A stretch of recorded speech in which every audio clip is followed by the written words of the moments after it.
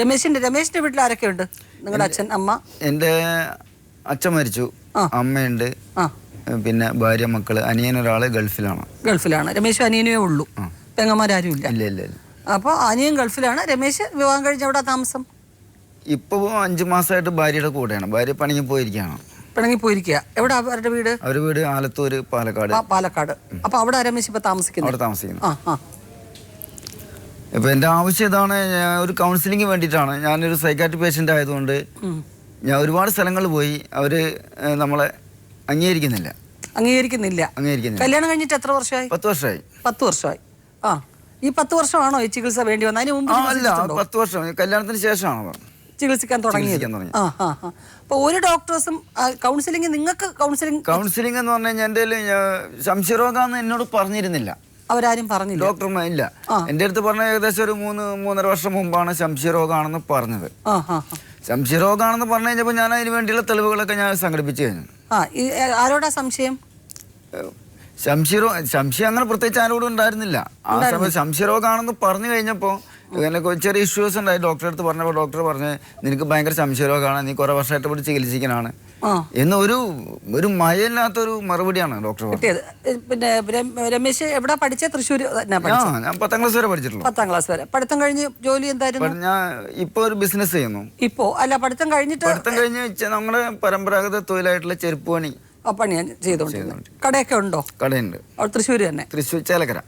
അപ്പം നിങ്ങളുടെ കൂടെ വർക്ക് ചെയ്യുന്നവരോടോ അല്ലെങ്കിൽ നിങ്ങളുടെ അച്ഛൻ, അമ്മ, നിങ്ങളുടെ കുടുംബത്തിലുള്ളവരോടൊക്കെ എന്തെങ്കിലും കാര്യങ്ങൾക്ക് നിങ്ങൾക്ക് അങ്ങനെ ഒരു സംശയമോ പ്രശ്നമോ തോന്നിയിട്ടുണ്ടോ? ഒന്നുമില്ല. നിങ്ങളുടെ വീട്ടിൽ നിൽക്കുമ്പോൾ അങ്ങനത്തെ കാര്യങ്ങളൊന്നും തോന്നില്ല? അങ്ങനെ പ്രത്യേകിച്ച് എടുത്തു പറയാനത്തൊക്കെ സംശയങ്ങളൊന്നുമില്ല.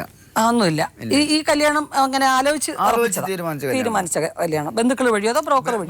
എന്റെ അമ്മയും എന്റെ അമ്മയുടെ അനിയത്തി സഹോദരിയും കൂടി ആലോചിച്ച് ഉറപ്പിച്ചതാണ്. നിങ്ങൾ ഇഷ്ടപ്പെട്ട് തന്നെ കല്യാണം കഴിച്ചു? തീർച്ചയായിട്ടും. എന്റെ അമ്മയെ അവര് ബന്ധുക്കളെല്ലാരും ഇഷ്ടപ്പെട്ട സ്ഥിതിക്ക് ഞാനും ഇഷ്ടപ്പെട്ടു. കാണാനും ഭംഗിയുണ്ട്.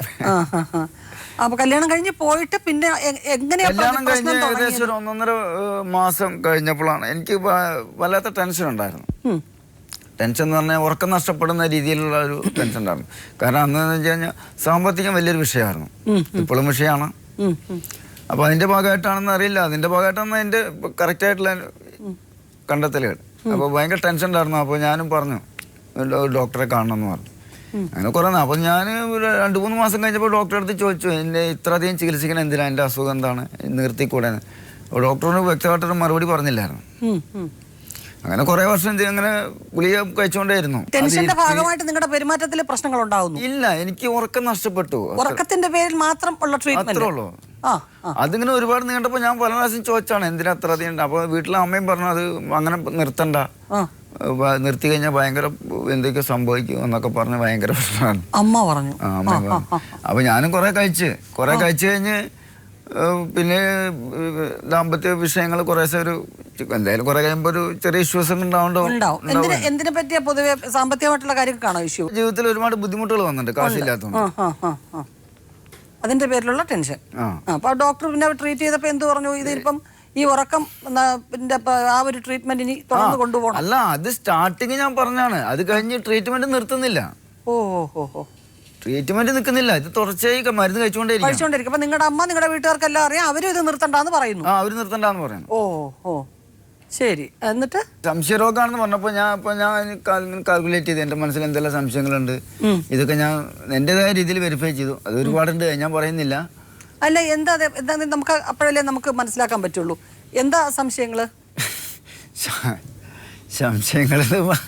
പറഞ്ഞോളൂ, കുഴപ്പമില്ല. കാരണം അപ്പോഴല്ലേ നമുക്ക് യഥാർത്ഥത്തിലുള്ള പ്രശ്നം എന്താ നമുക്ക് അറിയാനൊക്കത്തുള്ളൂ. കാര്യമായിട്ട് പിന്നുള്ള യഥാർത്ഥ പ്രശ്നം എന്താ? ഇത് നിങ്ങൾ കേട്ടു, റെക്കോർഡ് ചെയ്തു, കേൾപ്പിച്ചു, അവരത് അംഗീകരിച്ചിട്ടില്ല. പിന്നെന്തായിരുന്നു? പിന്നെ ഞാൻ വിളിച്ചത് കൗൺസിലിംഗ് കൊണ്ടുപോകുന്നതാണ്. അവരെ കൗൺസിലിംഗിൽ കൊണ്ടുപോയോ? ഏതെങ്കിലും ഡോക്ടേഴ്സ്? ഒരുപാട് സ്ഥലത്ത് കൊണ്ടുപോയി. ആരും വ്യക്തമായിട്ട് എല്ലാവരും പറയുന്നത് നിങ്ങൾ ഡൈവേഴ്സ് ചെയ്തോ എന്നുള്ളതാണ്. ആദ്യം പോയത് ക്ലിനിക്കൽ സൈക്കോളജിസ്റ്റ് അത്താണിയിലാണ്.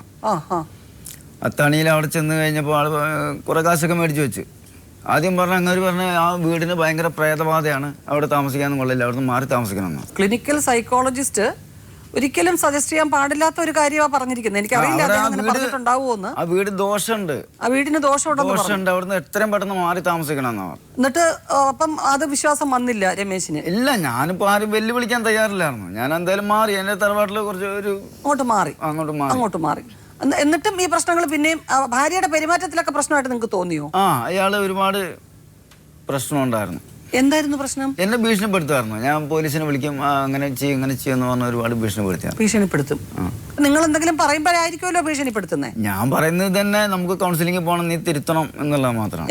എന്താ തിരുത്തേണ്ട? ഈ ആരെങ്കിലുമായിട്ട് ബന്ധം ഉണ്ടെന്നുള്ള കാര്യങ്ങൾ ഉണ്ടെന്നാണ് ആ റെക്കോർഡിംഗിൽ എനിക്ക് കേൾക്കുന്നത്. ആ ഒരു റെക്കോർഡിംഗ് മാത്രമേ ഉള്ളൂ തെളിവായിട്ട്, അല്ലാതെ തോന്നിയിട്ടില്ല.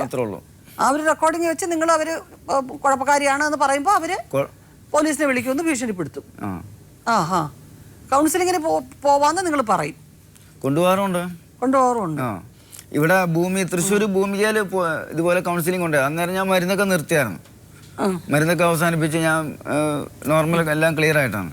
അപ്പോൾ ഭൂമിയിൽ ചെന്ന് അവിടെ കുറേ കാര്യങ്ങൾ ഞാൻ പറയുന്നത് സത്യമാണെന്ന് അവർക്ക് മനസ്സിലായി. പിന്നീട് അവർ എന്നെ മെന്റൽ ഹോസ്പിറ്റലിൽ കൊണ്ട് അഡ്മിറ്റ് ചെയ്യാണ് ചെയ്തത്. ഭൂമികന്ന് എന്റെ അമ്മേനെ ആൾക്കാരനെ വിളിച്ചു വരുത്തി അവർ എന്നെ കൊണ്ട് അഡ്മിറ്റ് ചെയ്യാൻ 10 ദിവസം അവിടെ കിടത്തി തന്നെ. 1.5 മാസം തൊട്ട് രമേശ് മരുന്ന് കഴിക്കുന്നുണ്ടായിരുന്നു. അത് തൊട്ട് കഴിഞ്ഞ ഒരു 3 വർഷം മുമ്പേ വരെ നോ പ്രോബ്ലം. നിങ്ങളുടെ ലൈഫ് ഭയങ്കര സന്തോഷം. ഇങ്ങനെ ഒരു ജീവിതം ഞാൻ ജീവിച്ചു. സംശയമാണെന്ന് പറയുന്ന കഴിഞ്ഞ 3 വർഷം മാത്രമാണ്.